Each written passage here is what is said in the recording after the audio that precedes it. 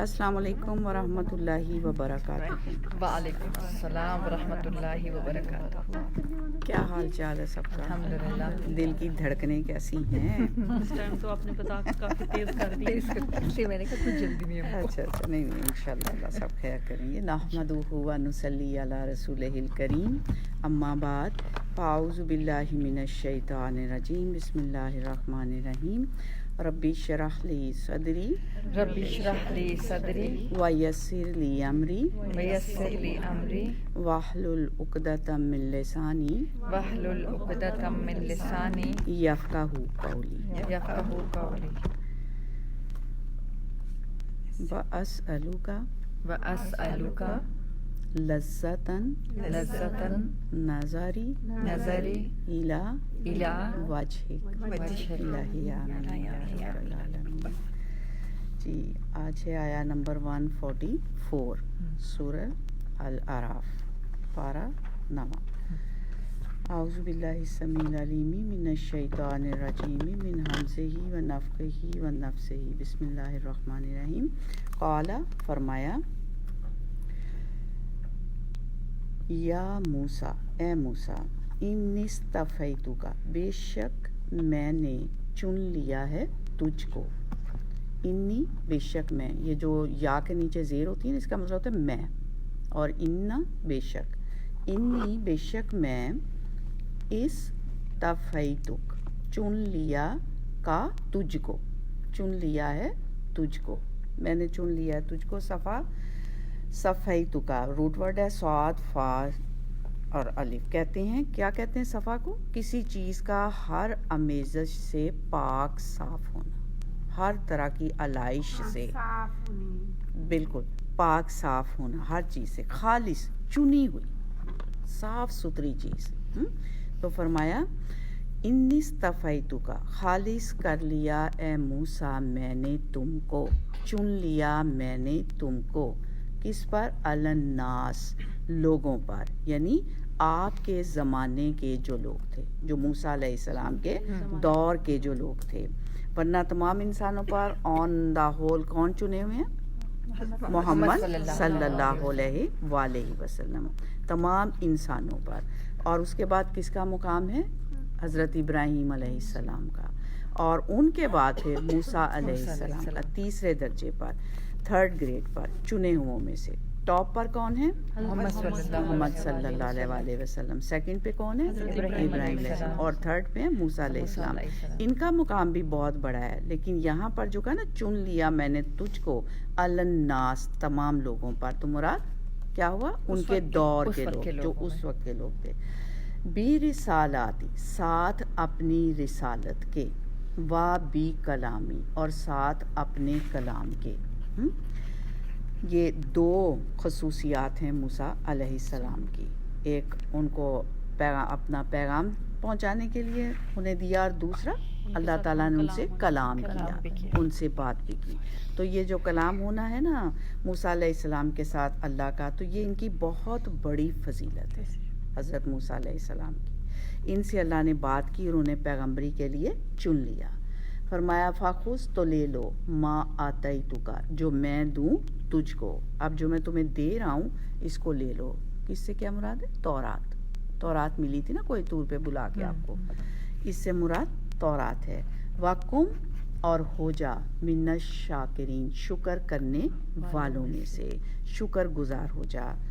اس کو لے لے تورات کو، اور اللہ کا شکر ادا کر، شکر گزاروں میں سے شکر گزاروں میں شامل ہو جا۔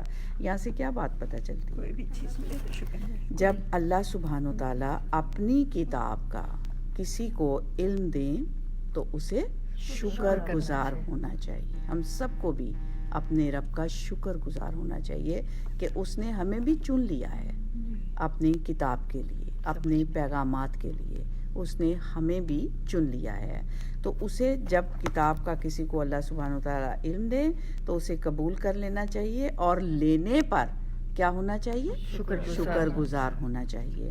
اب آپ دیکھیں کہ موسیٰ علیہ السلام کو یہ کتاب کوئی آسانی سے نہیں ملی تھی، 40 دن فاسٹنگ کی تھی، 40 دن روزے رکھے تھے، اور سب سے الگ ہو کر آئے تھے، پوری فیملی سے اکیلے تن تنہا اس پہاڑ پہ آئے تھے، سب کو پیچھے چھوڑ کر، اپنے لوگ، اپنا آرام، سب کچھ، اور بالکل اکیلے تھے وہاں پر، تن تنہا، صرف موسیٰ علیہ السلام۔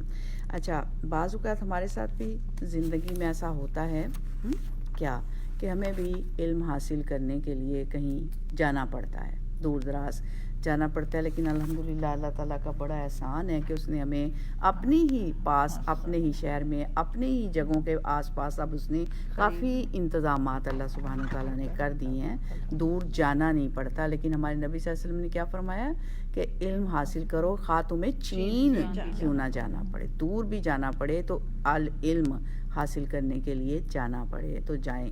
ہمارے جب ہم اس طرح کوئی سفر کریں تو ہمارے گھر والے، باقی رشتہ دار سب پیچھے رہ جاتے ہیں، جب پیچھے رہ جائیں تو ہمیں کیا ہوتا ہے، ہم اداس ہو جاتے ہیں، پھر ہم کہتے ہیں چلو واپس ہی چلے جاتے ہیں، یہاں تو وہ کمفرٹ ہی نہیں ہے۔ ظاہر ہے جو گھر والی کمفرٹ ہے وہ تو کہیں بھی نہیں ہو سکتی، کہ ہو سکتی ہے، ہم جتنا بھی کہیں جا کے انجوائے کر لیں نا، پھر بھی جب واپس گھر میں آتے ہیں نا تو لگتا ہے کہ ہائے کتنا سکون آ گیا، چاہے وہ کیا کہتے ہیں ککھاں دی کلی ہوئے، اس میں بھی سکون ہوتا ہے۔ کبھی آپ نے دیکھا کہ کوئی وہ یہاں پہ تو نہیں، لیکن پاکستان میں کبھی آپ لوگوں کو یاد ہو کہ وہ جو وہ ریڑھی پہ اپنا چھوٹا سا سامان رکھ کے اور وہ جا رہے ہوتے ہیں، پوری فیملی اس ریڑھی کے اوپر بیٹھی ہوتی ہے، وہ اتنے خوش ہو رہے ہوتے ہیں، ایک دوسرے سے گپیں، خانہ بدوش ٹائپ جگیاں جن کی ہوتی ہیں، وہ خوش ہیں اسی میں، اور ہم دیکھ رہے ہوتے ہیں، اور ہم بڑے بڑے گھروں میں اور یہ سارا، لیکن ہر ایک جس کو جو گھر اس کا ہوتا ہے نا، اس میں وہ بڑا پرسکون ہوتا ہے۔ اصل کمفرٹ جو ہوتی ہے نا وہ گھر میں ہی ہوتی ہے، ایک خاص قسم کا سکون ہوتا ہے گھر کے اندر،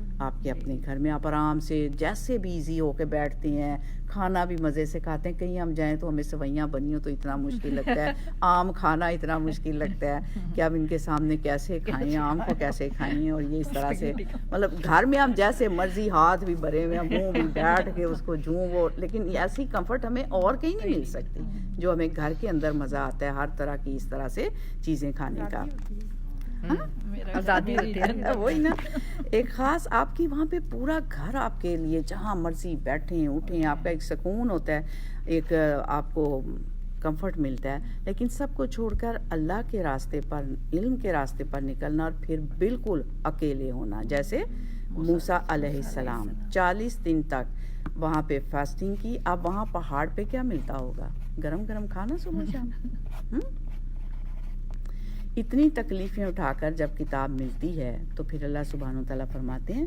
فَخُذْ مَا آتَيْتُكَ وَكُن مِّنَ الشَّاكِرِينَ، اب اس کو لے لو اور شکر گزاروں میں سے ہو جاؤ۔ جیسے قرآن پاک کی ایک اور آیت میں آتا ہے نا، آپ ان سے کہیے اللہ کے فضل اور اس کی رحمت کے ملنے پر انہیں چاہیے کہ یہ خوش ہو جائیں، یہ کتاب ہر اس چیز سے بہتر ہے جو لوگ جمع کر رہے ہیں، خیر مما یجمعون، جو لوگ جمع کر رہے ہیں اس سے، ہر چیز سے یہ کتاب بہتر ہے۔ تو پوری دنیا کی یونیورسٹیز میں لوگ جو کچھ سیکھ رہے ہیں اور جو بھی ڈگریاں حاصل کر رہے ہیں، جیسی بھی حاصل کر رہے ہیں، ان سب سے بہتر ہے یہ کتاب، اگر کسی کو اس کی سمجھ آنے لگے، ہر ڈگری سے بہتر، ہر کتاب سے بہتر، دنیا میں ملنے والی ہر نعمت سے بڑی نعمت، جس کے پاس یہ ہے اس کے پاس دنیا کا سب سے بڑا خزانہ اس کے پاس ہے۔ لیکن کتنے لوگ ہیں جو اس کی قدردانی کریں، ملنے پر، لینے پر، کتنے لوگ ہیں؟ اللہ سبحانہ وتعالیٰ کا شکوہ ہے نا قرآن پاک میں، قلیلا ما تشکرون، بہت کم ہیں جو شکر گزار ہوتے ہیں، اور شکر گزار ہوں کہ یا اللہ جو بھی تو نے دیا میں اس پر خوش ہوں۔ یہ اللہ کی کتاب ہے، اس میں اللہ ہم سے ہم کلام ہوتے ہیں، اور اللہ سبحانہ وتعالیٰ ٹیسٹ کرتے ہیں ہمارا کہ کون مشکل کے باوجود اس پر جمع رہتا ہے، کون مشکل کے باوجود اس پر جمع رہتا ہے۔ بعض اوقات ایسا ہوتا ہے نا، ہم پڑھتے ہیں اور ہمیں سمجھ نہیں آتی، سبق یاد نہیں ہوتا، یا پھر ہمارے نمبر کچھ کم آ جاتے ہیں، اور پھر ہم ڈسہارٹ ہوتے ہیں کہ نمبر کم آ گئے، پڑھا بھی تھا، اتنا یاد بھی کیا، اتنا کچھ کیا، یا کوئی بھی وجہ ہوتی ہے، تو پھر ہم کہتے ہیں کیا چھوڑ ہی دیں، ہم سے نہیں ہوتا، بڑا ہی مشکل ہے، اب تو ہر 2-3 ویکس کے بعد ٹیسٹ شروع ہو جائیں گے۔ نہیں، یہ نہیں سوچنا۔ کیوں نہیں سوچنا؟ کیونکہ دنیا کا علم بھی تو مشکل سے ملتا ہے نا۔ اپنے بچوں کو دیکھیں، ہم خود اپنی پڑھائیاں دیکھیں، آگے سے اپنے بچوں کو کتنی ایفرٹ ہوتی ہے ہماری، کہاں کہاں ہم ان کو چھوڑ کے آتے ہیں, ادھر سے لے کے آتے ہیں, ویکینڈ پہ ان کا انتظار ہوتا ہے, ان کا ٹائم گھڑی دیکھ رہے ہیں چھوڑنے کے لیے, جلدی کرو جلدی کرو, ان کی تیاری کر رہے ہیں, ساری ان کی پیکنگ, ساتھ کھانا بنا کے دے رہے ہیں, ہر چیز جو ہے کتنا مشکل ہے. دنیا کا علم بھی تو مشکل سے ملتا ہے نا, تکلیف اٹھا کر, لیکن یہ علم جو ہے نا یہ تو خاص طور پر آزمائش کے بعد ملتا ہے. کیوں؟ کیونکہ اللہ ٹیسٹ کرتے ہیں کیا کہ میری خاطر کون آ رہا ہے. کسی اور کو خوش کرنے کے لیے بعض اوقات ہم کچھ کر ہی لیتے ہیں کہ امی نے کہا تو چلے جاتے ہیں, امی خوش ہو جائیں گی, ہاں, یا فلان جو ہیں انہوں نے اتنی دفعہ کہا ہے اب تو مجھے جو ہے نا وہ چلے ہی جانا چاہیے. اتنی دفعہ جہاں پہ ملتے ہیں تو وہ یہی ہوتا ہے, اچھا کب تک ٹائمنگس کیا ہیں آپ کے, میں آؤں گی انشاءاللہ کسی دن نا. تو کچھ اس طرح سے پھر آتے ہیں, اچھا ہم آئے کہ وہ بلایا تھا کہا تھا تو چلے ہم چلے ہی جاتے ہیں کسی کو خوش کرنے کے لیے, اور کسی نے کہا ہے تو چلو پاڑی لیتے ہیں. لیکن یہ یاد رکھیں کہ اس راستے پر اللہ ٹیسٹ ضرور کرتے ہیں, آزمائش ضرور آتی ہے, اور اللہ دیکھتے ہیں کہ کون ثابت قدم رہتا ہے. جیسے کلاس کا ٹائم ہوا, گھر میں مہمان آ گئے, کوئی کال آ گئی, آؤٹ آف کنٹری آ گئی, کوئی بڑی ضروری, ہم کہتے ہیں چل کوئی نہیں اگلی کلاس اسٹور جاؤں. ہم ان کو یہ بھی تو کہہ سکتے ہیں نا کہ اس وقت میری اللہ کے ساتھ جو میری کمٹمنٹ ہے, جو میرا ٹائم ہے, آپ مائنڈ نہ کیجیے, سوری میں ادھر جا رہی ہوں, آ کے آپ سے 2 گھنٹے بعد آپ سے بات کروں. یہ اللہ دیکھتے ہیں کہ اب اس وقت یہ بندی کیا کرتی ہے. یہ ہمارا ٹیسٹ ہوتا ہے. بادل, موسم خراب ہو گیا, کوئی آ گیا, کوئی اور کام ضروری آ گیا, کچھ اس طرح کا ہوا, تو اس وقت میں یہ دیکھا کریں کہ یہ جو تھوڑی سی مشکل آئی ہے نا, یہ میرا ٹیسٹ آیا ہے. اللہ دیکھ رہے ہیں کہ ابھی اس کے اندر کتنی ثابت قدمی آئی ہے, یہ میرا ٹیسٹ آ گیا ہے, تو مجھے اس میں اب کیا کرنا ہے, رک جانا ہے کہ جانا ہے. اسی طرح ہم لوگوں کے اکثر لنچ آ جاتے ہیں, دوپہر میں ہم بلاتے ہیں, اسی دن میں ہماری کلاس بھی آ جاتی ہے اسی ٹائم میں, تو پھر ہمیں کیا کرنا چاہیے, لنچ پہ جانا چاہیے کہ ادھر آ جانا چاہیے, قرآن کی کلاس. ہاں, پہلے تو ان سے ریکویسٹ کر لیں کہ اس دن میں ہماری قرآن کلاس ہوتی ہے, اور اگر ہو سکا تو میں اینڈ میں شامل ہو جاؤں گی, یا میں اس طرح سے آ جاؤں گی, نہ آ سکی تو پلیز مائنڈ نہ کیجیے گا. اور اگر ہم کہتے ہیں نہیں وہ برا مان جائے گی, اس نے کہنا جب بھی اس کو بلائیں اے بکرا ہی قرآن پڑھنا شروع ہو گئی ہے, بھی یہ کوئی ٹائم ہی نہیں ہے, آخر دوسروں کے ساتھ بھی تو تھوڑا بہت ٹائم ہونا چاہیے نا. دعوت پہ بلانا یہ بھی نبی صلی اللہ علیہ وسلم کہا کہ بلائیں اور اس کو آنا چاہیے, یا بہت زیادہ نا اپنے آپ کو بڑی ملوانی سمجھنے لگی اور بڑی اس کو قرآن آ گیا. یہ ہمیں کوئی اس طرح, اور ہم کو کہے گی جب بلائیں, اب اس نے کتنی دفعہ بلایا, فلاں دفعہ میں ادھر نہیں تھی, فلاں اس وقت بلایا میں ادھر گئی ہوئی تھی, تو آج تو میں یہاں پہ ہوں, کوئی بات نہیں میں چلی جاتی, وہ برا مان جائے. اس وقت میں دیکھیں کہ اس کا برا ماننا ہمیں ہمارے لیے نقصان دہ ہوگا, یا اللہ کا برا ماننا نقصان دہ ہوگا. اللہ ہر کسی کو یہ نعمت نہیں دیتا, یہ بڑے نصیب کی بات ہے اور بڑی توفیق ہے جس کو یہ کتاب ملتی ہے. تو پہلے اس کو رکھیں, پرائورٹی ہماری یہ ہونی چاہیے, اس کے بعد دوسرا کام ہونا چاہیے. ٹھیک, آزمائش اس پہ ضرور, ٹیسٹ ضرور, اور خصوصی طور پر اسی لیے دیتے ہوئے کیا کہا, وَقُم مِّنَ الشَّاکِرِينَ, شکر گزاروں میں سے ہونا ہے. اور شکر کیا ہوتا ہے کہ جیسی نعمت ملی ہے اس کو اسی طرح استعمال کیا جائے, اس کا حق ادا کیا جائے جس طرح سے اللہ نے اس کو استعمال کرنے کا کہا ہے. شکر گزار ہوں, اس کی قدر کریں, اس کو اپریشیٹ کریں. جو کچھ ملا ہے ہمیں یہ کوئی معمولی نہیں ہے. کیوں؟ کیونکہ بعض اوقات ہم پڑھ کے بھی شرمندہ رہتے ہیں. کوئی پوچھ لے اچھا قرآن پڑھا ہے, تو ہم اس پہ دیکھیں, اگر کسی نے قرآن حفظ کر لیا ہے, قرآن کی ڈگری, اس پہ اتنی زیادہ ایکسائٹمنٹ نہیں ہوتی جتنا کوئی ڈاکٹر بن گیا, کوئی انجینئر بن گیا. ہم کہاں کہاں سے مبارکباد دیتے ہیں, کہاں کہاں سے شامل ہوتے ہیں, اور اس میں اچھا حافظ کر لیا, چلو تو سارے مبارک ہوئے. ہماری وہ ایکسائٹمنٹ نہیں ہوتی جو ہماری دنیا کی ڈگری کے ملنے پر ہوتی. حالانکہ یہ ڈگری وہ ڈگری تو اس کے مقابلے میں کچھ بھی نہیں ہے. تو جو شخص شکر گزار ہوتا ہے نا وہ ہمبل رہتا ہے. اس کا یہ فائدہ ہوتا ہے شکر گزاری. شکر گزاری ہمیں کس طرف لے کے جاتی ہے, عاجزی کی طرف اور نعمتیں پانے کی طرف. لَإِن شَكَرْتُمْ لَأَزِيدَنَّكُمْ، اور نعمتیں پانے کی طرف اور ہمارے اندر عاجزی لاتی ہے. اور یاد رکھیں جو ایروگنٹ ہوتا ہے نا وہ کبھی شکر گزار نہیں ہوتا. جو متکبر ہوتا ہے، جو اپنے آپ کو اہم سمجھتا ہے، وہ کبھی بھی شکر گزار نہیں ہوتا اور نہ وہ ہمبل ہوتا ہے. لہٰذا جو شکر گزار ہے وہ ہمبل بھی ہے، اس نعمت کی بھی قدر کرتا ہے اور پھر اسے دوسروں کے ساتھ شیئر بھی کرتا ہے. اب آپ لوگوں کے اندر کتنی یہ چیز الحمدللہ ہمارے اندر آ گئی ہے کہ ہمیں کچھ بھی پتہ چلے ہم کہتے ہیں فوراً اس کو آگے بھی دیں، اس کے اوپر بھیج دیں، اس میں اپنے گروپ میں بھیج دیں، ہمیں اس کو واٹس ایپ کر دیں، ہمیں یہ شیئر کریں کہ ہم سارے جو ہے نا اس کو، اور جو ہمیں پتہ چل پھر ہم اپنے آگے کزنس کے ساتھ، بہنوں کے ساتھ، اپنی فیملیز کے ساتھ کہ اب اس کو یہ چیز شیئر کریں. جیسے یہ ہم نے پچھلے میں دعا پڑھی، میں نے بھی کوشش کی کہ جہاں جہاں پہ یہ چیز ہو سکے کہ ہم یہ چاہتے تو ہیں لیکن اگر ہم مانگ بھی لیں تو اس میں کتنی اور خوبصورت یہ اللہ کو بات پسند آ جائے گی. تو یہ چیزیں ہوتی ہیں، انہیں پھر یہ لگتا ہے کہ آگے بھی شیئر ہو. کیوں؟ کیونکہ بہت سے لوگ علم حاصل کر کے پھر اپنے آپ کو بڑی چیز سمجھنے لگ جاتے ہیں. تو ایسا نہیں کرنا، عاجزی میں رہنا ہے، شکر گزاری میں رہنا ہے. فرمایا وَكَتَبْنَا، اور لکھ دیا ہم نے، لاہو اس کے لیے، فی الالواح تختیوں میں، من کل شیء ہر چیز میں سے، الوا لو کی جمع ہے تختی. بعض روایات میں آتا ہے کہ یہ 7 تھیں، بعض روایات میں آتا ہے کہ یہ 2 تھیں. اور تختی کا کہ اس کو کہتے ہیں ٹیبلٹس تھیں، یہ یا 7 تھیں یا 2 تھیں. فرمایا اور ہم نے لکھ دیا اس میں من کل شیء موعظۃ و تفصیلا لکل شیء، ہر چیز میں سے نصیحت اور تفصیل ہر چیز کے لیے. یعنی اس میں 2 چیزیں تھیں تورات کے اندر، ایک نصیحت والی باتیں اور دوسری تفصیل تھی. کس کی؟ حلال حرام کی، یعنی شرعی قوانین کی طرف یہاں پہ اشارہ ہے. تفصیل شرعی قوانین کی، یعنی بنی اسرائیل کو جس نصیحت اور تفصیل کی ضرورت تھی وہ ہم نے اس میں لکھ دیا. کس میں؟ تورات میں. اور موعظہ ایسی نصیحت کو کہتے ہیں جو انسان کے اندر اطاعت کا شوق پیدا کرے، جو انسان کو موٹیویٹ کرے اطاعت کی طرف، اللہ کی فرما برداری کی طرف، اور گناہ سے نفرت دلائے، غلط کاموں سے انسان کو پیچھے کرے، دور کرے، نفرت دلائے. اب آپ دیکھیں کہ لا پڑھنے اور قرآن پڑھنے، یا خالی فقہ پڑھنے یا قرآن کے ذریعے فقہ سیکھنے میں کوئی فرق ہے کہ نہیں؟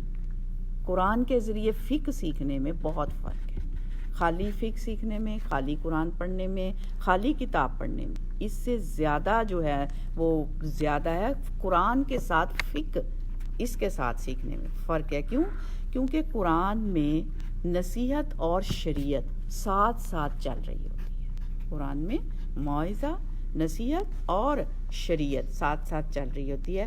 لیکن عموماً جب آپ لا کی بکس پڑھتے ہیں تو اس میں نصیحت نہیں ہوتی، اس میں قوانین ہوتے ہیں، اس میں رولز ہوتے ہیں، لاز ہوتے ہیں، اس میں نصیحت نہیں ہوتی. یہ الگ بات ہے کہ آپ پڑھ کر خود ہی اپنے لیے اس میں سے کوئی سبق ڈھونڈ لیں، کوئی عبرت حاصل کر لیں اس میں سے خود ہی. لیکن قرآن پاک اس میں موٹیویشن نصیحت کے طور پر نہیں ہوتی. لیکن قرآن میں بھی دونوں چیزیں، اسی طرح تورات میں بھی دونوں چیزیں ساتھ ساتھ، تفصیل، ڈیٹیل ہر چیز کی. تورات میں بھی دونوں چیزیں. یہ دیکھیں نا، یہ تورات کی بات ہی ہو رہی ہے نا. وَكَتَبْنَا، لکھ دیا ہم نے، لاہو اس کے لیے، فی الالواح کش تختیوں میں، یعنی تورات میں، من کل شیء موعظۃ و تفصیلا، نصیحت بھی اور تفصیل بھی ہر چیز کی. جیسے قرآن پاک میں ہے اسی طرح تورات میں بھی تھی. دونوں چیزیں ساتھ ساتھ تھیں، دونوں تھیں. کیوں؟ کیونکہ دونوں ضروری تھیں. ہر ایک کے لیے یہ دونوں چیزیں ضروری ہوتی ہیں. تو اس کے ساتھ ساتھ ایسے احکامات جو ان شریعت کے قوانین پر عمل کرنے کے لیے انسان کو موٹیویٹ کریں. پھر کہا فَخُذْهَا بِقُوَّةٍ، تو لے لو اس کو ساتھ قوت کے. پیچھے کہا لے لو اس کو شکر گزار ہو کر. یہاں پہ کیا کہہ رہے ہیں؟ اب یہ کہا کہ اس کو لے لو قوت کے ساتھ، مضبوطی کے ساتھ. اب قوت میں 2 چیزیں آتی ہیں. ایک تو یہ کہ جب آپ کتاب قرآن پاک اٹھائے ہوئے ہوں تو دھیان اور توجہ سے اٹھائیں. یہ نہیں کہ کچا پکا اٹھائیں، کبھی یہاں پہ رکھ کے چلے جا رہے ہیں، کبھی وہ ادھر آدھا اوپر ہے آدھا اس طرف آیا ہوا ہے، ادھر رکھ کے یہاں سے آگے چلے جائیں، کبھی وہاں رکھیں کبھی وہاں گرائیں، کبھی وہاں پہ نہیں، ایسا نہیں ہونا چاہیے۔ اور کبھی یہ بھی نہیں ہونا چاہیے کہ آپ قرآن پڑھ رہی ہیں اور آپ کا قرآن کھلا ہوا ہے اور آپ باتیں کر رہی ہیں۔ یہ قرآن کے انتہائی ادب کے خلاف ہے کہ آپ قرآن پڑھ رہی ہوں اور ساتھ آپ کھلا ہوا ہے سامنے اور آپ بات بھی کریں۔ آپ نے بات کرنی ہے، آپ قرآن کو بند کریں، پہلے آپ قرآن بند کریں، اس کے بعد آپ بات کریں، بات کر کے پھر قرآن کھولیں۔ اور لیکن جب آپ نے دیکھا کہ اس طرح سے کچھ مل کے پڑھ رہے ہوتے ہیں تو وہ ساتھ قرآن بھی کھلا ہوا ہے اسی طرح، اور ساتھ وہ بات بھی کر رہے ہیں، اور بات کر کے اسی طرح پھر وہ آگے سے 2 حرف پڑھے، پھر اس کو دیکھا اچھا آج کیڑا جوڑا پا کے آئی ہے، اچھا یہ تو اس نے فلاں جگہ پہ پہنا، جب بات دیکھیں نا یہی اس نے پہنا اور اچھا وہ یہ آج نیا پہنا، پھر اوپر سے 2 حرف پڑھ لیے، پھر ہم سامنے سے دیکھ رہے ہیں خوشبو بڑی مزے کیا لگتا ہے آج نا نہاری بنائی ہوئی ہے اس نے۔ پڑھ ہم قرآن رہے ہیں اور دھیان ہمارا ہر طرف ہے، تو پھر نصیحت ہم کیسے لیں گے؟ تبھی ملے گی نا جب ہم پوری مضبوطی کے ساتھ، پوری کنسنٹریشن کے ساتھ، یہی چیز اللہ سبحانہ و تعالیٰ سمجھا رہے ہیں فَخُذْهَا بِقُوَّةٍ، اب جب لے لی ہے نا تو پھر اب اس کو مضبوطی کے ساتھ پکڑنا۔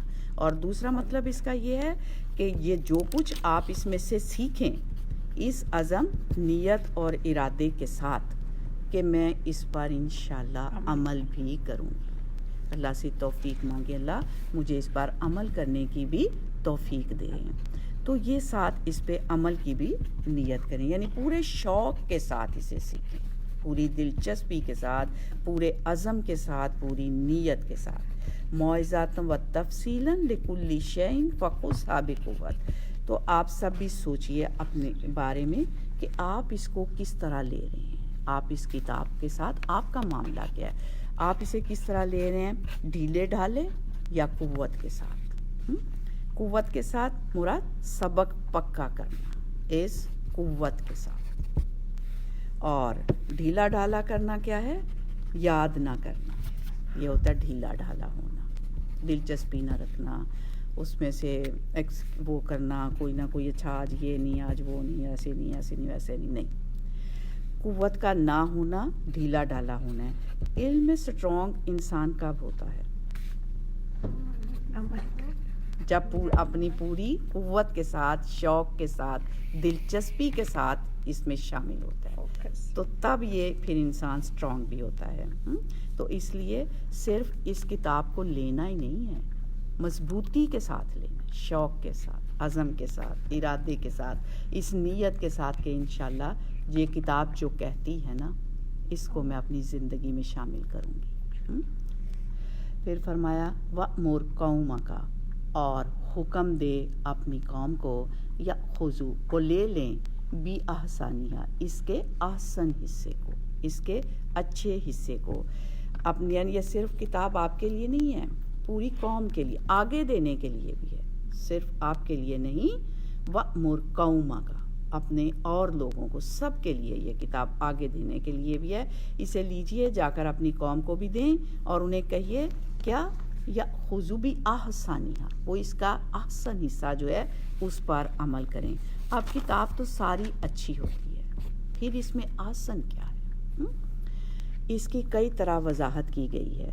ایک تو یہ کہ جو چیزیں اس میں حلال کی گئی ہیں انہی کو حلال سمجھیں، اور ان میں جو چیزیں محکمات ہیں ان کو لیا جائے، نہ کہ متشابہات کو۔ پھر یہ کہ ہزیمت کی راہ کو لیا جائے، نہ کہ صرف رخصتیں تلاش کی جائیں۔ ہزیمت کی راہ کیا ہوتی ہے؟ کہ جس میں کچھ کرنے کا عزم ہو، ارادہ ہو۔ قرآن کو صرف تفریح کے لیے نہ پڑھا جائے، اس کو نصیحت لینے کے لیے اور عمل کے لیے پڑھا جائے۔ پھر یہ کہ جہاں 2 چوائسز ملتی ہوں وہاں آسن چوائس کو لیا جائے، جیسے مثال کے طور پر فار ایگزامپل کوئی آپ پر ظلم کرے اور پھر کہا جائے کہ بدلہ لے سکتے ہو، اور ساتھ ہی کہا جائے کہ معاف کرنا زیادہ اچھا ہے۔ اب 2 چوائسز آ گئی نا، آپ بدلہ بھی لے سکتے ہیں، آپ معاف بھی کر سکتے ہیں، اس میں آسن چوائس کون سی ہے؟ معاف کرنا۔ تو آسن چیز جو ہے نا اس کو لیا جائے، کیونکہ معاف کرنا زیادہ اچھا ہے۔ اور پھر اسی طرح عفو درگزر کی راہ اختیار کی جائے، جبکہ قرآن میں رخصت ہے بدلہ لینے کی. قتل کی بھی ایک آیت آتی ہے جس میں ہے کہ قتل کا بدلہ قتل ہے، لے سکتے ہو، اور اگر نہیں تو پھر دیت لے لو. وہ بھی اگر نہیں تو پھر معاف کر دو. تو ان تینوں میں سے پھر آسن کون سی ہے؟ معاف کر دینا ہے. اجازت ہے بدلہ لینے کی بھی، قتل کرنے کی بھی، پھر اس کے بدلے میں جو بھی آپ قیمت لینا چاہیں، کچھ اس کے بدلے میں لینا چاہیں وہ بھی لے سکتی ہیں، لیکن ساتھ تیسری چوائس ہے معاف کرنا. تو آسن اس میں معاف کرنا ہے. اسی طرح یہ ہے کہ جب انسان کتاب پڑھتا ہے تو اس میں بسا اوقات غلط مفہوم لینے یا غلط تعویل کرنے کا بھی امکان ہوتا ہے.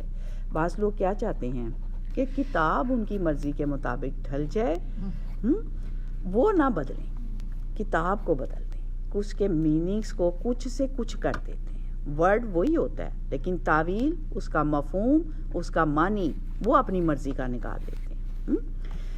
اب لفظ تو نہیں بدل سکتے تو بہت سے لوگ پھر اپنی مرضی کے معنی اور مفہوم نکالتے رہتے ہیں. اس کا نقصان کیا ہوتا ہے کہ قرآن کا مطلوب اور مقصود پورا نہیں ہوتا.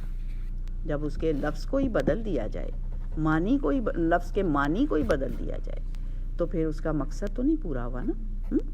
تو جب آپ قرآن پڑھیں تو کیا کریں؟ اس کو ایز اٹ از لیں، جیسے بتایا گیا ہے ویسے اس کو لیں. کیوں؟ کیونکہ یہ آسن ہے قرآن کو ایز اٹ از لینا. جو یہ کتاب جس طرح کہتی، جیسے کہتی ہے ویسے کرنا، یہ آسن ہے. اگر آپ نے اس کو ایز اٹ از نہیں لیا اور اس کے میننگ کو آپ نے ڈسارٹ کیا یا اس کے اندر تعویلیں اور ہیلے بہانے کے ساتھ ٹویسٹ کر لیا، اپنی مرضی کے مطابق کچھ پھیرنے کی کوشش کی، تو یہ پھر طریقہ درست نہیں ہوگا، پھر یہ آسن نہیں ہوگا، پھر یہ طریقہ غلط ہوگا. پھر فرمایا ساوریکم، ان قریب میں دکھاؤں گا تم کو، دار الفاسقین، فاسقوں کے گھر. ان قریب میں تمہیں فاسقوں کے گھر دکھاؤں گا. یہ فاسق کون ہوتے ہیں؟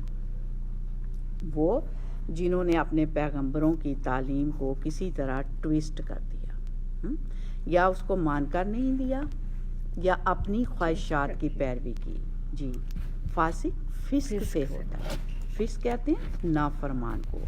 اور فاسق کون ہے؟ جو لمٹس کو کراس کر دے، جو اللہ کی لمٹس کو کراس کر دے. اللہ نے ایک لمٹ بتائی ہے نا کہ اس کے اندر رہنا ہے. جب اس لمٹ کو کراس کر دیں تو وہ کیا ہوتا ہے؟ فسق ہوتا ہے. اور وہ فسق کرنے والا کون ہوتا ہے؟ فاسق ہوتا ہے، جو نافرمانی کرے. اور نافرمانی کرنے والے پر یاد رکھیں اللہ کی مار پڑتی ہے. اشارہ اس بات کی طرف ہے کہ تم اپنے اس سفر میں ایسے لوگوں کے مقامات، ایسے کھنڈرات آثار قدیمہ دیکھو گے کہ جو اللہ کو ناراض کرنے والے تھے، جنہوں نے اللہ کی نافرمانی کی، جنہوں نے اللہ کی بات کو مان کر نہیں دیا، جان کر بھی نہیں مانا. دیکھو ان کا انجام کیا ہوا.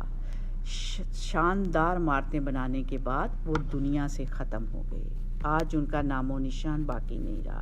کوئی نہیں جانتا وہ تھے کون تھے. وہ کھنڈرات نظر آ رہے ہیں، عمارتیں نظر آ رہی ہیں، لیکن ان کے اندر رہنے والے کون تھے وہ کسی کو نہیں پتا کہ وہ کون تھے. تو فرمایا تو ان کے گھروں کو دیکھ کر عبرت پکڑو کہ آج ان لوگوں کا نام و نشان باقی نہیں. اب آپ دیکھیں کہ کتاب کی بات ہوتے ہوئے کہا کیا؟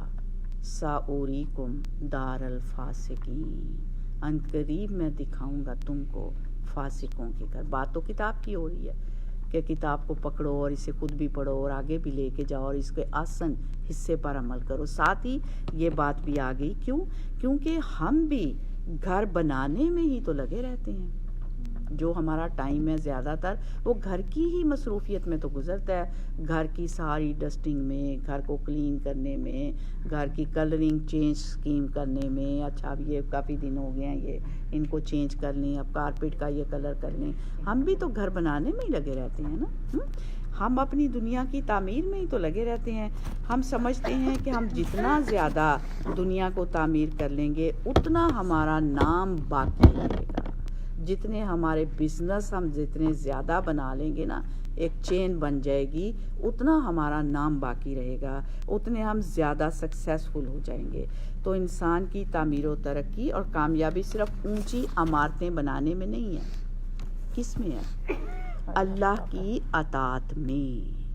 جب اطاعت کرتے ہیں تو سکسیسفل ہوتے ہیں. کتنی مرضی بڑی بلڈنگز بنا لیں, کتنے مرضی اپنے بزنس بڑھا لیں, کتنے مرضی اونچے لیول پہ اپنا کاروبار لے جائیں, اس میں کامیابی نہیں ہے.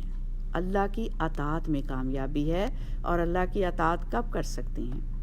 جب ہمیں کچھ پتہ ہو, کتاب کو پڑھیں. جب کتاب کو پڑھیں گے, سمجھیں گے, تو ہی پھر اللہ کی اطاعت کر سکیں گے نا, تو ہی پھر عمل بھی کریں گے. اور اس کے برعکس اگر اس کو ایک طرف چھوڑ کر فاسق قوموں کی طرح صرف بڑے بڑے محلات ہی تعمیر کرتے رہے, تو پھر اللہ سبحانہ وتعالیٰ فرما رہے ہیں کہ دیکھو پھر ان کا انجام کیا ہوگا. کوئی بھی قوم صرف مادی ترقی کی بنیاد پر باقی نہیں رہتی, مٹ جاتی ہیں قومیں. خصوصاً ایجپشینز کے ساتھ کیا ہوا؟ محلات کھڑے ہیں ان کے, وہ خود نہیں ہیں. جب نبی صلی اللہ علیہ وسلم کا بیٹا فوت ہوا تو ابو لہب نے کیا کہا تھا ان کو؟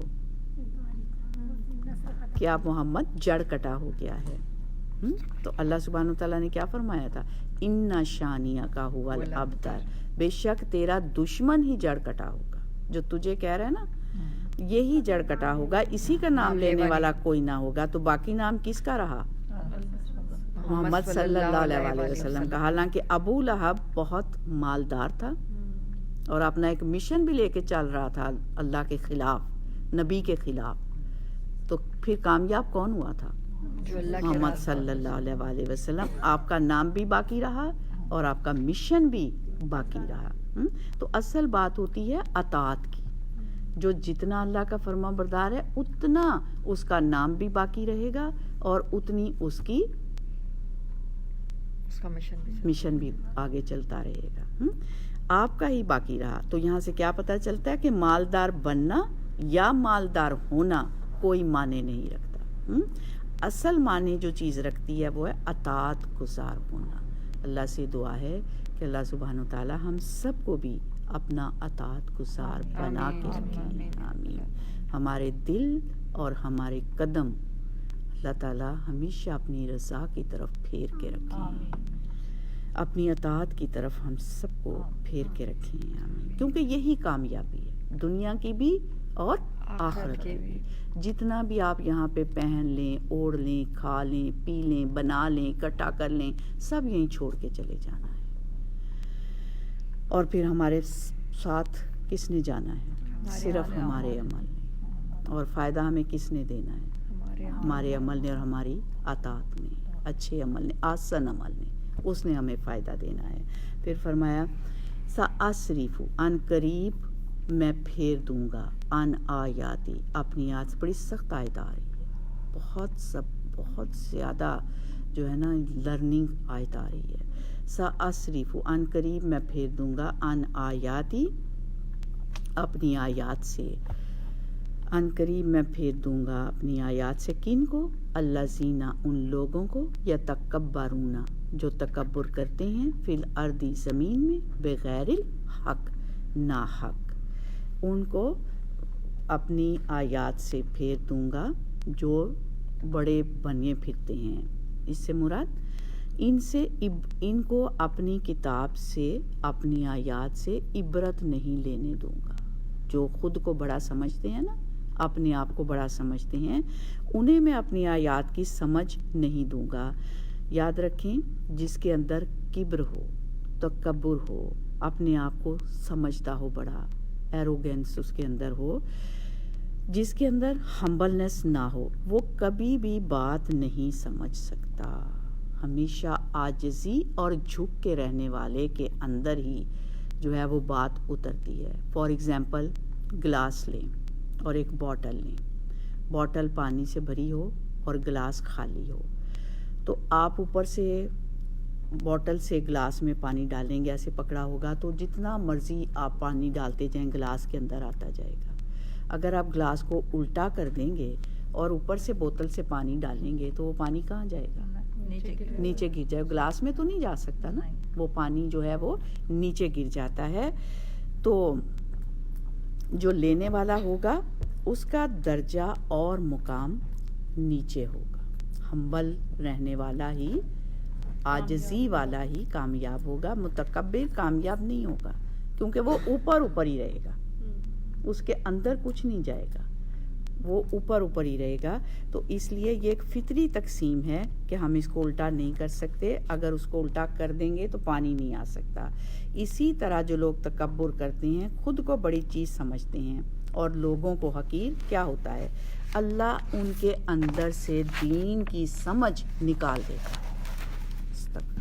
اللہم لا جعلنا منہم. وہ بڑے ہو کر بھی دین کی بات سمجھ نہیں پاتے. کیوں؟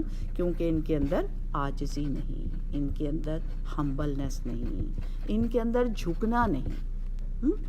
ان کی نگاہیں ان پہلوؤں کی طرف جاتی ہی نہیں. دوسرے لفظوں میں اس بات کو یوں کہیے کہ میں ان سے قرآن کا فہم چھین لوں گا، قرآن کی سمجھ ان سے چھین لوں گا. کن سے؟ متکبرین سے. سأصرف، ان قریب میں پھیر دوں گا، ان آیاتی، اپنی آیات سے میں چھین لوں گا ان سے قرآن کا فہم. کن سے؟ الذین یتکبرون فی الارض بغیر الحق، جو تکبر کرتے ہیں زمین میں ناحق. تو کیا حال ہے؟ کیا ہے ان کا حال؟ فرمایا وَإِن يَرَوْا، اور اگر وہ دیکھ لیں کُلَّ آیَاتٍ، ہر نشانی، لا یؤمنوا بہا، نہیں وہ ایمان لائیں گے ساتھ اس کے. کیوں؟ کیونکہ وہ تکبر کے مارے کیا کہتے ہیں؟ ہاں پتہ ہے، ہمیں سارا پتہ ہے، ہمیں نہیں ضرورت اس کی، مت بتاؤ ہمیں پتہ ہے، بس ہمیں آتی ہے نماز پڑھنی، کیسے ایسے کرنا ہے، اس طرح بیٹھنا ہے، آیتیں صورتیں بدل کے پڑھا، زیادہ خضوع آئے گا، ہمیں پتہ ہے، ہم بھی جانتے ہیں، ہمیں سارا پتہ ہے، ہمیں مت بتاؤ، ہمیں نہیں اس کی ضرورت. فرمایا وَإِن يَرَوْا، اور اگر وہ دیکھ لیں سبیل رشد، ہدایت کا راستہ، لا يَتَّخِذُوهُ سبیلا، نہ وہ بنائیں گے اس کو راستہ، یعنی اس راستے پر چلتے ہی نہیں ہیں. متکبرین اس راستے پر نہیں چلتے. کس پر؟ جس پر ہدایت ملتی ہے، جس پر ہدایت ملتی ہے، جس پہ چل کے قرآن سیکھا جاتا ہے، جس پہ چل کے اللہ کی آیات سمجھ میں آتی ہیں. وہ کہتے ہیں کہ یہ اتنا بڑا کون سا کام ہے، اور اس پہ چلنے والوں کو بھی وہ کیا سمجھتے ہیں؟ حقیر سمجھتے ہیں، اور اپنے آپ کو اس سے بالا سمجھتے ہیں. وہ سمجھتے ہیں ہمارے پاس اعلیٰ ڈگریاں ہیں، اب ہم بیٹھ کے قرآن سنیں. اتنا ٹائم نہیں ہے ہمارے پاس. دنیا کے ہر کام کے لیے وقت ہے، لیکن قرآن کے لیے وقت نہیں ہے. ایسے لوگوں کو اللہ پھر یہ نور نہیں دیتا. دنیا میں واحد یہ ایک نعمت ہے جو بغیر طلب کے، بغیر تڑپ کے، بغیر دعا کے، بغیر کوشش کے نہیں ملتی. یہ واحد نعمت ہے، اور جس کو یہ نعمت ملتی ہے وہ خوش نصیب ہے، وہ اللہ کے چنے ہوئے لوگوں میں سے ہے، وہ اللہ کی رحمت پانے والے لوگوں میں سے ہے، جس کو اللہ یہ نور دیتا ہے. اور جو متکبر ہوتے ہیں ان کو اللہ پھر یہ نور نہیں دیتا. کیوں؟ کیونکہ وہ اس راستے کو اختیار ہی نہیں کرتے. یہاں آپ دیکھیں نا، فرمایا وَإِن يَرَوْا سَبِيلَ الرُّشْدِ، اور اگر وہ دیکھ لیں راستہ ہدایت کا، لا يَتَّخِذُوهُ سَبِيلًا، نہیں وہ لیتے اس راستے کو، وہ اس راستے کی طرف نہیں آتے، اختیار ہی نہیں کرتے. وَإِن يَرَوْا، اور اگر وہ دیکھ لیں سَبِيلَ الْغَيِّ، راستہ گمراہی کا، یتخذوہ سبیلا، وہ بنا لیں گے اس کو راستہ. یعنی کون سا راستہ؟ جس پر چل کر ان کی خواہشات پوری ہوتی ہوں، وہ فوراً اس راستے پر چل پڑتے ہیں. دیکھیں نا کس طرح اللہ تعالیٰ نے دونوں راستے واضح کر دیے، دونوں واضح کر دیے، دو راستے بتا دیے. ہر انسان کے سامنے دو راستے ہیں، ایک دائیں طرف جا رہا ہے، دوسرا بائیں طرف جا رہا ہے. جو دائیں طرف جا رہا ہے اس پہ چل کے آپ دین کی سمجھ بوجھ حاصل کرتے ہیں، اور دوسرا وہ راستہ جس پہ چل کے آپ دنیاوی ترقی کے تو بہت سے مقامات پا لیتے ہیں لیکن دین کی سمجھ حاصل نہیں کر سکتے. جیسے اس کی مثال بھی قرآن پاک میں دی گئی ہے. قارون تھا، اس کے پاس دنیا کا نالج بھی تھا اور اس کے پاس دین کا نالج بھی تھا، لیکن مال کے تکبر کی وجہ سے وہ علم اس کے اندر نہیں اترا. اس نے کہا یہ تو سارا میری اپنی ذہانت کی وجہ سے، اپنے علم کی وجہ سے. وہ علم اس کے اندر ہی نہیں اترا. کس وجہ سے؟ تکبر کی وجہ سے. اور ہمارے نبی صلی اللہ علیہ وسلم نے فرمایا نا، وہ شخص جنت میں داخل نہیں ہوگا جس کے اندر رائی کے دانے برابر بھی تکبر ہوگا. اس کے اندر مال کا تکبر آیا تو وہ علم اللہ نے اس کے اندر ہی نہیں اترنے دیا. سب کچھ جاننے کے باوجود بھی وہ اس سے فائدہ نہیں لے سکا. اس کے اندر نہیں آیا, اسے سمجھ نہیں آئی, یعنی ان آیات کے اندر وہ غور و فکر نہیں کر سکا, اس کو اپنے لیے نہیں لے سکا. ان یروا سبیل الغی یتخذوہ سبیلا, جب وہ اپنے اس طرح کا راستہ دیکھتے ہیں تو پھر وہ اس کو لے لیتے ہیں. ذالک بانہم, یہ اس وجہ سے کہ کذبوا بآیاتنا, انہوں نے جھٹلا دیا ہماری آیات کو, وکانوا عنہا غافلین, اور وہ تھے اس سے غافل, یعنی وہ اللہ کے احکامات مان کے نہیں دیتے تھے اور سوئے پڑے رہتے غفلت میں. قرآن پڑھایا جاتا ہے لیکن انہیں ہوش ہی نہیں, ان کی توجہ ہی نہیں. تو پھر یہاں پہ 2 راستے واضح کیے گئے, ایک گمراہی کا راستہ, ایک ہدایت کا راستہ. گمراہی کا راستہ کون سا ہے؟ انسان کی ڈیزائرز کی فلمنٹ کا راستہ. اس لیے انسان کو اس میں بڑی اٹریکشن نظر آتی ہے, یعنی انسان کی اپنی منمانی کرنے کا راستہ. یہ کون سا ہے؟ گمراہی کا راستہ. انسان کے اپنی مرضی کے مطابق کام کرنے کا, نہ کہ قرآن اور سنہ کے مطابق کام کرنے کا, وہ ہے گمراہی کا راستہ. اپنی مرضی کا راستہ گمراہی کا راستہ. اور ہدایت کا راستہ کون سا ہے؟ اللہ کی مرضی اختیار کرنا, وہ ہدایت کا راستہ ہے. گمراہی کا راستہ کون سا ہے بولیں؟ جو اپنی مرضی کا راستہ اختیار کرنا, اور ہدایت کا جو اللہ تعالیٰ کی مرضی کا راستہ ہے. اور یہ بات بھی ہے کہ جن کے اندر بڑا بننے کی نفسیات ہوتی ہیں نا, خود کو بڑی چیز سمجھنے کی, وہ صرف ان چیزوں کو قبول کرتے ہیں جن کو وہ قبول کر کے بڑے بن سکیں. جہاں ان کی بڑائی پہ زد پڑتی ہے وہ اس چیز کو اختیار ہی نہیں کرتے, اٹھاتے ہی نہیں, پکڑتے ہی نہیں کہ ہمیں چھوٹا بننا پڑے گا. آپ نے دیکھا ہوگا کچھ لوگوں کا مزاج ہوتا ہے کس چیز کا؟ بڑا بننے کا, اپنے آپ کو بڑی چیز سمجھنے کا. وہ صرف وہ کام کریں گے جس سے وہ بڑے رہ سکیں, بڑے کہلائیں. نہیں کریں گے وہ کام جس سے ان کی بڑائی پہ زد پڑتی ہو. اب جب انسان قرآن کی طرف آتا ہے تو کیا ہوتا ہے؟ وہ کام کرنے پڑتے ہیں جو ہماری مرضی کے خلاف ہوتے ہیں, ہمارے نفس کے خلاف ہوتے ہیں, ہماری خواہشات کے خلاف ہوتے ہیں, ہماری مرضی کے خلاف ہوتے ہیں. مثلا اگر ہمیں دین کہتا ہے سر ڈھانکو, کہتا ہے نا ہمارا دین ہمیں, جو نہیں ڈھانکتے وہ کیا کہتے ہیں؟ کہاں لکھا ہے قرآن میں؟ دکھاؤ ہمیں. قرآن میں تو ہے ہی نہیں. پردہ تو آنکھوں میں, پردہ تو نظر کا ہونا چاہیے, پردہ تو دل کا ہونا چاہیے. یہ تو ہے. اگر اللہ تعالیٰ یہی سمجھتے کہ آنکھ اور دل کا یہ تو وہ ہیں, حکم ہی نہ دیتے, پھر تو یہی ٹھیک تھا کہ ہم اسی طرح ہی رہتے. تو سر ڈھانکو تو پھر وہ کیا کہتے ہیں؟ اس میں کیا ہوتا ہے؟ ہمارے تو بال خراب ہو جائیں گے, یا پھر ہم لوگوں کی نظر میں معلوم نہیں کیسے دکھیں گے. تو وہ پھر ایسے احکامات کو کہتے ہیں نہیں یہ نہیں میں کر سکتی, یہ نہیں ہو سکتا, یہ نہیں میں کر سکتی. اس سے تو میری آن بان میں, میری پریسٹیج پہ فرق پڑتا ہے. تو یہ انسان قرآن کس لیے نہیں پڑھتا؟ کہ میں پھر اپنی مرضی نہیں کر سکتا, نہ جا کے سنوں نہ اس کو عمل کروں.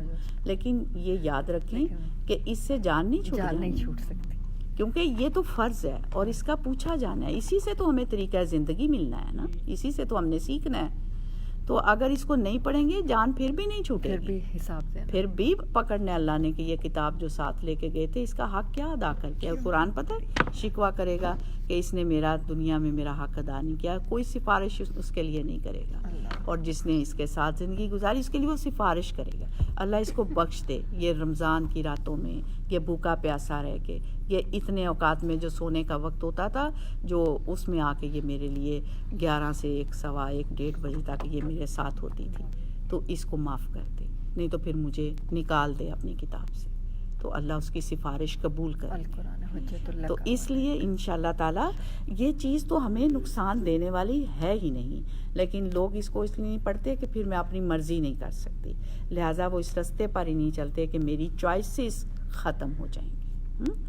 اور اس لیے وہ فرمایا کانوا عنہا غافلین, وہ اس سے غفلت میں رہتے ہیں, ہیٹ لیس رہتے ہیں, توجہ ہی نہیں کرتے. تو خلاصہ اس آیت کا کیا ہے کہ جو متکبر ہوتے ہیں انہیں بطور سزا اللہ سبحانہ وتعالیٰ کتاب سمجھنے کی توفیق چھین لیتا ہے. بطور سزا بیٹھے بھی ہوتے ہیں اس محفل میں, لیکن ان کے اندر بات نہیں اترتی, ان کی سمجھ میں, ان کے عمل میں وہ بات نہیں آتی. کیوں؟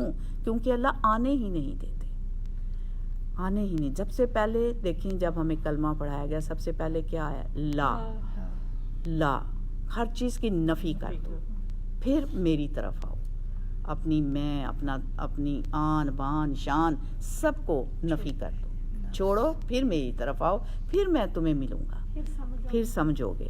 تو اللہ پھر انہیں متکبرین کو بطور سزا اس توفیق سے کتاب کو سمجھنے سے محروم کر دیتا ہے, ان سے توفیق چھین لیتا ہے, وہ اس قابل ہی نہیں رہتے. اور جو ہمبل ہوتے ہیں وہ کیا کرتے ہیں, وہ ہر وقت اس تلاش میں رہتے ہیں کوئی نئی بات, کوئی اور بات. ہر روز میں جب بھی ہم جہاں بھی قرآن سنیں, چاہے کہیں پہ بھی ہوں, ہمیں کوئی نہ کوئی نئی بات ضرور سیکھنے کو ملے. اور وہ اس لیے آ جاتے ہیں چاہے تھوڑا سا ٹائم بھی ہو ان کے پاس, کہ کچھ نہ کچھ تو سیکھنے کو ملے گا نا, کوئی نہ کوئی نئی بات تو پتہ چلے گی نا, کوئی نہ کوئی نئی بات. اور کیسے کس اینگل سے اس کتاب کو سمجھیں اور سیکھیں, پھر انہی کے اندر یہ بات اترتی ہے. اس لیے تکبر کیا ہوا, حق کو چھوڑ دینا اور لوگوں کو حقیر سمجھنا اور خود کو بڑا چیز سمجھنا اور اپنی مرضی کو اہم سمجھنا اللہ کی مرضی کے آگے.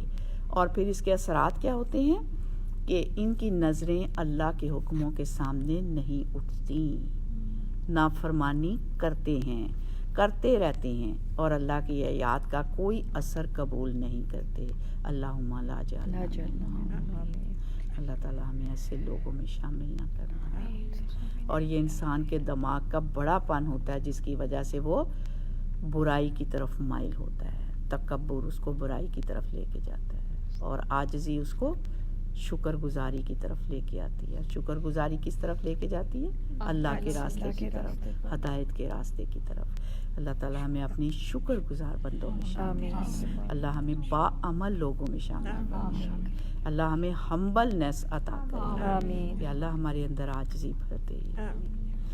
پھر فرمایا والذین کذبوا بآیاتنا, اور وہ لوگ جنہوں نے جھٹلایا ہماری آیات کو. جھٹلانے کا مطلب ڈینائی کر دیا, انکار کر دیا, ماننے سے بھی اور جاننے سے بھی.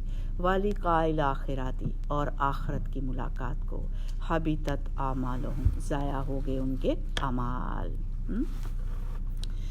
ان کو جھٹلا دیا. یعنی ایسے ہی تمہارے نے اپنے پاس سے بات گھڑ لی ہے, اس کی تو کوئی حقیقت ہی نہیں. کس کہتے ہیں تو مولویاں دیاں گلاں نے چھڈو پراں, انہاں نوں ہے کیڑیاں گلاں نے, آئے دنیا چ کھاؤ پیو عیش کرو مزے کرو, ایسے ایویں ڈراندے رہندے نے. انہاں دیاں چھڈو گلاں, اس کی انہاں دی تو کوئی حقیقت ہی نہیں. تو فرمایا حبطت اعمالہم, ضائع ہو جائیں گے ان کے سارے اعمال, ان کے اچھے اچھے کام بھی سب برباد ہو جائیں گے. چاہے وہ چیریٹی کے کام کریں, چاہے وہ انسانوں کی خدمت کے کام کریں, لیکن اگر وہ اللہ کی آیات کو نہیں مانتے, نہیں پریکٹس کرتے اور آخرت کی جزا پہ یقین نہیں رکھتے, تو ان سارے اعمال کا آخرت میں کچھ بھی انہیں بدلہ نہیں دیا جائے گا. حل یجزون الا ما کانوا یعملون, نہیں وہ جزا دیے جائیں گے مگر جو تھے وہ عمل کرتے. کیوں؟ کیونکہ انسان وہی پائے گا جو وہ کما کے لے گیا, وہاں پہ وہی ملے گا جو یہاں پہ کمایا. کیونکہ دنیا آخرت کی کھیتی ہے, یہاں پہ جو بوئیں گے وہی وہاں پہ کاٹیں گے. چونکہ دنیا میں وہ اللہ کی آیات, اللہ کی کتاب کو اگنور کرتے تھے, ان سے غافل رہتے تھے, انہیں پیٹھ پیچھے پھینک دیتے تھے. قیامت کے دن ان کو نظر انداز کر دیا جائے گا, اگنور کر دیا جائے گا. جنہوں نے دنیا میں اس کتاب کو وقت نہیں دیا نا, اگنور کیا, آخرت میں اللہ تعالیٰ ان لوگوں کو اگنور کر دیں گے, ان لوگوں کو نظر انداز کر دیں گے. یہ کوئی معمولی بات نہیں ہے اللہ کی کتاب کے لیے وقت نہ نکالنا, اور اللہ کی کتاب کو نہ سیکھنا, اور نہ پھر اس کو سمجھنا, نہ پڑھنا, نہ اس پہ عمل کرنا. یہ معمولی بات نہیں ہے. اس دن اللہ ایسے لوگوں کو اگنور کر دے گا, انہیں کوئی اہمیت نہیں دی جائے گی, انہیں بھلا دیا جائے گا. کیوں؟ کیونکہ انہیں وہی کچھ مل رہا ہے جو وہ کما کے لے گئے. اگر وہ دنیا میں اس کتاب کی طرف توجہ کرتے, امپورٹنس دیتے, تو اللہ ان کو اس وقت میں وہاں بھی عزت دیتا. عزت ہمیشہ کس میں ہے؟ ان العزت للہ جمیعا, اللہ کے حکموں کو ماننے میں عزت ہے, اللہ کی کتاب کو پڑھنے میں, سمجھنے میں, سیکھنے میں, عمل میں آگے پہنچانے میں عزت ہے. تو جو یہاں اس کتاب کو جتنی عزت دے گا نا اللہ کے حکموں, اتنی اس کو وہاں پہ عزت دی جائے گی, دنیا میں بھی اور آخرت میں بھی. اللہم اجعلنا منہم. پھر فرمایا واتخذ, اور بنا لیے قوم موسیٰ, موسیٰ علیہ السلام کی قوم نے, من بعدہ, ان کے بعد, موسیٰ علیہ السلام کی قوم نے ان کے بعد بنا لیے. کب؟ جب وہ کوہ طور پر گئے. ان کے کوہ طور پر جانے کے بعد کیا بنا لیا؟ من حلیہم، اپنے زیورات میں سے، ایجلن، بچڑا، جسدن، جس کا جسم تھا، لاہو، اس کے لیے، خوار، آواز بھی تھی، گائے کی آواز تھی. یہ خوار کہتے ہیں اونٹ کے بچے کی آواز کو کہا جاتا ہے. اب ہوا یہ کہ موسیٰ علیہ السلام جب کوہ طور پر گئے اپنے رب سے ملاقات کے لیے اور تورات لینے کے لیے، تو پیچھے آپ کی قوم میں سے ایک شخص جس کا نام سامری تھا، بہت ہی شاطر اور کلیور انسان تھا.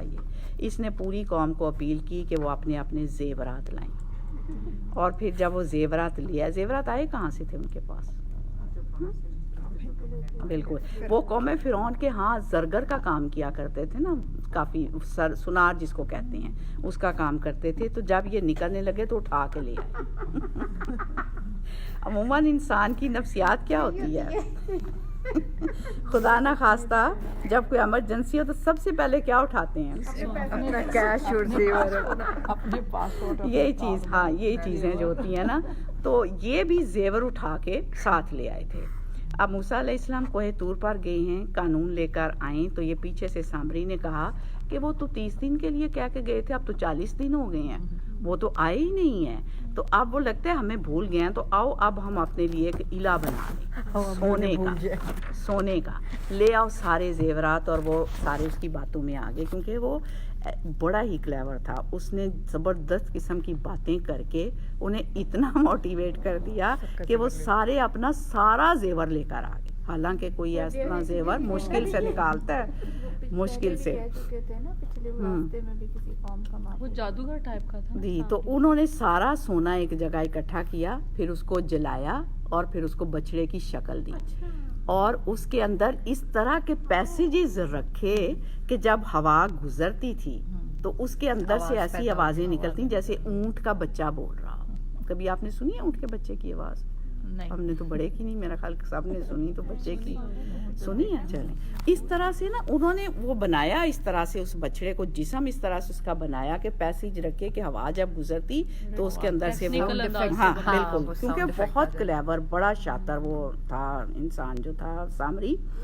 تو اب وہ اس آواز کی وجہ سے اتنے فیسینیٹ ہوئے کہ ہاں یہ تو واقعی الہ ہو سکتا ہے، کیونکہ اس کے اندر سے تو آواز آ رہی ہے. یہ آواز آ رہی. بہت سے لوگوں کی نفسیات ہوتی ہے نا کہ جب وہ کوئی حیران کن چیز دیکھتے ہیں تو اس سے وہ اتنے امپریس ہو جاتے ہیں، فوراً اس کے آگے جھک جاتے ہیں. یہی حال بنی اسرائیل کا ہوا. اپنی عقل استعمال نہیں کرتے تھے، وہ جو جیسے جس نے کہا وہ فوراً اس کی طرف چل پڑے. تو پھر کیا ہوا؟ فرمایا علم یرو، کیا نہیں انہوں نے دیکھا، انہو، بے شک وہ، لا نہیں، یکلمہم، وہ کلام کرتا ان سے، ولا یہدیہم سبیلا، اور نہیں رہنمائی کرتا ان کی راستے کی طرف. کہ وہ ایک، انہوں نے یہ نہیں خیال کیا کہ یہ تو ایک آواز ہی ہے، جو نہ تو وہ ان سے کوئی بات کرتا ہے. اب اگر کسی چیز سے بھیں بھیں کی آواز آ رہی ہے تو اس سے متاثر ہونے کی ضرورت کیا ہے؟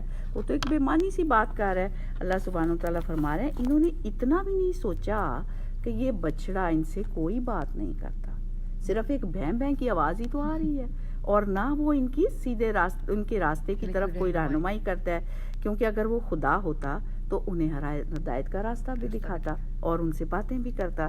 فرمایا اتخذوہ، انہوں نے بنا لیا اس کو. کیا بنا لیا؟ یہ نہیں اللہ نے فرمایا، صرف اتنا فرما رہے اتخذوہ، انہوں نے بنا لیا اس کو. وَكَانُوا ظَالِمِينَ، اور تھے وہ ظالم. انہوں نے وہ ظالم کون ہوتا ہے؟ شرک کرنے والے لوگ ظالم ہوتے ہیں. اللہ کا حق اس کو نہ دینا، اس کے حق میں کمی کرنا. یہاں بنی اسرائیل کی ذہنی غلامی نمایاں ہو کر سامنے آ رہی ہے کہ جو لوگ اپنی عقل سے کام نہیں لیتے نا، اور صرف سامری جیسے لوگوں کی باتوں میں آ جاتے ہیں، جو انہیں کسی خوار پہ اکٹھا کر لے، یعنی انہیں خوار کر دے تو اس کے لیے وہ تیار ہو جاتے ہیں. تو یہاں بتایا اور سمجھایا یہ جا رہا ہے کہ جو شخص اپنی عقل استعمال نہیں کرتا وہ پھر دوسروں کے پیچھے لگ کے خوار ہی ہوتا ہے، وہ خوار ہی ہوتا ہے، اس کا یہی انجام ہو سکتا ہے. اب ہوا کیا؟ یہ تو کر بیٹھے، پھر کیا ہوا؟ وَلَمَّا، اور جب سوکی تا، گرائے گے، فی ایدیہم، اپنے ہاتھوں میں، وَرَأَوْا، اور انہوں نے دیکھ لیا، انہم، بے شک وہ، قد تحقیق، دلوا، وہ بھٹک گئے، یعنی وہ اپنے کیے پہ پشیمان ہوئے. وہ ریگریٹ ہوئے. یہ محاورہ ہے اصل میں کہ جب وہ گرا دیے گئے اپنے ہاتھوں میں گرنا کیا ہے؟ شرمندگی اور ندامت کی علامت ہے. اس میں گرا دیے گئے تو پھر وہ ریگریٹ ہوئے, انہیں احساس ندامت ہوا. قالو وہ کہنے لگے لا علم البتہ اگر نہ یرحمنا رحم کرے گا ہم پر ربنا ہمارا رب ویغفر لنا اور بخشے گا ہمارے لیے لنکونن من الخاسرین پھر البتہ ہم ضرور ہو جائیں گے خسارہ پانے والوں میں سے. اب وہ تو شرک کر کے بچڑے کو پوچھ کر کے رستے سے ہٹ کے تو فرمایا اگر ہمارے رب نے ہماری بخشش نہ کی تو ہمارا تو بڑا نقصان ہو جائے گا. اب ہوا یہ کہ موسیٰ علیہ السلام جب واپس آئے اور انہوں نے کہا قوم سے وَإِذْ قَالَ مُوسَىٰ لِقَوْمِهِ يَا قَوْمِ إِنَّكُمْ ظَلَمْتُمْ أَنفُسَكُمْ. یہ قرآن میں ایک اور جگہ پہ جب واقعہ آتا ہے نا اس میں آتا ہے بِاتَّخَاذِكُمُ الْعِجْلَ فَتُوبُوا إِلَىٰ بَارِئِكُمْ. تو پھر ان لوگوں کو احساس ہوا کہ ہم نے تو بہت غلط کیا اور وہ بھٹک گئے تو پھر فوراً وہ کیا کرنے لگے؟ دعا مانگنے لگے. اور دعا کیا تھی کہ اگر ہمارے رب نے ہم پر رحم نہ کیا اور ہمارے گناہ نہ بخشے تو بڑی مشکل میں ہم پڑ جائیں گے. لیکن ان کی بخشش میں ایک شرط لگا دی گئی تھی اور وہ کیا تھی کہ اپنے لوگوں کو قتل کرو.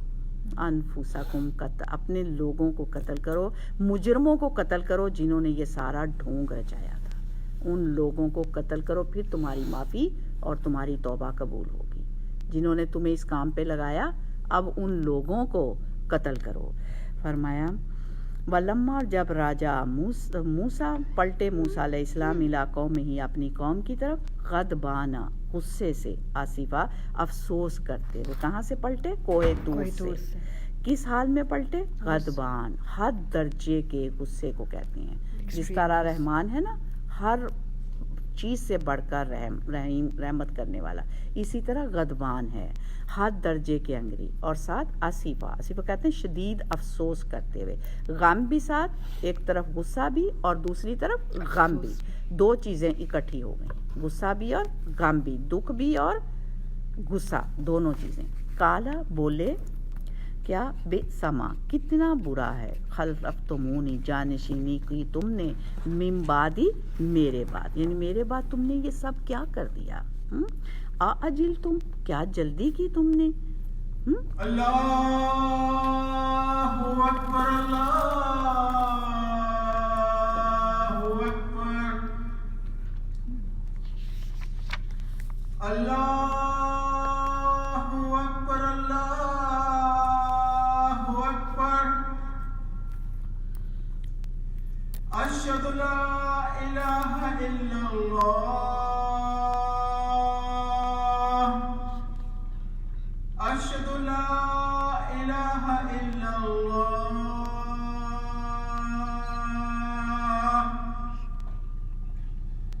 اشہد ان محمد رسول اللہ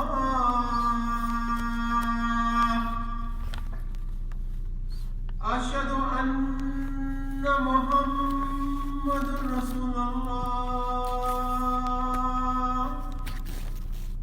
حی علی الصلاۃ حی علی الصلاۃ حی علی الفلاح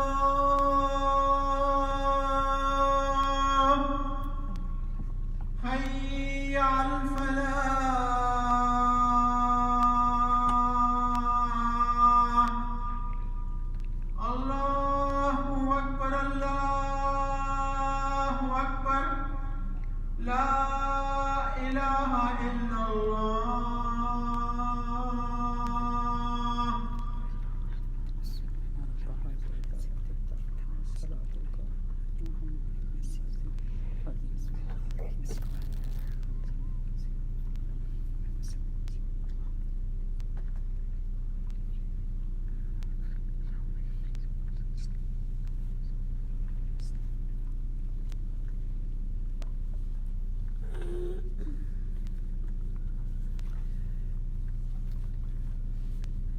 اجل تم کیا جلدی کی تم نے امر ربکم اپنے رب کے حکم کی. یعنی اپنے رب کا حکم آنے سے پہلے ہی جلد بازی کر لی. اب میں تورات تمہارے پاس لایا نہیں تو تم نے پہلے ہی اپنا دین بنا لیا. عجلت کسے کہتے ہیں؟ وقت سے پہلے کرنا. کچھ کر لیں. جلد بازی. وَأَلْقَى الْأَلْوَاحَ اور اس نے ڈال دیں تختیاں، اس نے تختیاں رکھ دیں جن میں تورات لکھی ہوئی تھی، وہ ایک طرف رکھ دیں. وَأَخَذَ اور پکڑ لیا بِرْأَسِ أَخِيهِ اپنے بھائی کے سر کو، يَجُرُّهُ إِلَيْهِ اس کو کھینچ رہے تھے، گھسیٹ رہے تھے وہ اپنی طرف، یعنی بال پکڑ کر انہیں اپنی طرف گھسیٹنا شروع کر دیا غصے میں آ کر کہ یہ تم نے کیا کیا، میں تمہیں کیا کہہ کے گیا تھا اور تم نے کیا یہ خیال کیا. قَالَ ابْنَ أُمَّ کہا میری ماں کے بیٹے، ان القوم استضعفونی بے شک قوم نے کمزور سمجھا مجھ کو، وقعدوا یقتلونانی اور تھا کہ وہ مجھے قتل کرتے. فلا تشمت بی الاعداء تو نہ ہنسنے کا موقع دے دشمنوں کو مجھ پر، ولا تجعلنی اور نہ تو بنا مجھ کو مع القوم الظالمین ظالم قوم کے ساتھ. تو ہارون علیہ السلام نے کیا کہا؟ جب میں نے انہیں سمجھانے کی کوشش کی تو یہ نہیں مانے اور میرے ہی خلاف ہو گئے، اور اتنے خلاف کہ لگتا تھا کہ یہ مجھے مار ہی ڈالیں گے، قتل ہی کر دیں گے.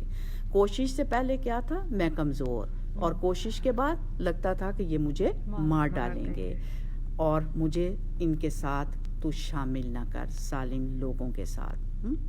موسیٰ علیہ السلام جب واپس آئے دیکھا قوم بچڑے کے پیچھے ہے، تو پہلے تو قوم سے ناراض ہوئے کہ تمہیں کیا ہوا، اتنی جلدی تم نے کر لی کہ میرے آنے کا انتظار ہی نہیں کیا، اور اتنے خلاف کہ لگتا. تو پھر اس کے بعد کہا اپنے بھائی سے، تختیاں رکھیں، پہلے تو قوم سے کہا، پھر رکھ کے پھر بھائی کی طرف متوجہ، شدید غصے سے ان کے بال پکڑ کر کھینچنا شروع کر دیے. تو پھر انہوں نے کیا کہا کہ اے میرے بھائی، میرا ان پر زور نہیں چلتا تھا، انہوں نے میری بات نہیں مانی اور قریب تھا کہ مجھے مار ڈالیں. اب ان لوگوں کو مجھ پہ ہنسنے کا موقع نہ دیں. کیوں؟ کیونکہ یہ کہیں گے دیکھو ہم نے بھی اس کو دبایا اور اس کے بھائی نے بھی آ کے اسی کو دبایا، پھر میرا اس طرح سے اس طرح یہ امیج ہوگا، تو یہ لوگ پھر مجھے اس طرح کہیں گے.